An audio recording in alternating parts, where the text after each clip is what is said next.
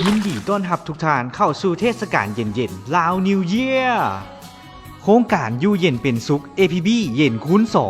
2เพียงแต่ทานเข้ามาเฮ็ดธุรกรรมใดก็ได้ที่หน่วยบริการทุกสาขาทั่วประเทศท่านก็จะได้รับความเย็นคูณ2เย็นที่ 1เข้ามาใช้บริการบ่ว่าจะเป็นเปิดบัญชีใหม่เปิดผลิตภัณฑ์มอบเงินเข้าบัญชีโอนเงินระหว่างประเทศรับไปเลยถุงกันน้ำปีใหม่ลาว1ถุงต่อ1ซิปเย็นที่2รับคูปองรุ่นโชคใหญ่ต้อนรับความเย็นรางวัลที่1ตู้เย็นมีเดีย 1.8 คิว1รางวัลรางวัลที่2พัดลมอ้ายน้ำ2รางวัลรางวัลที่3กระติกน้ำก้อน10รางวัลพิเศษลูกค้านำใช้แอปมีพร้อมเฮ็ดธุรกรรมในระยะนี้ก็มีสิทธิ์ลุ้นรับรางวัลเด้อ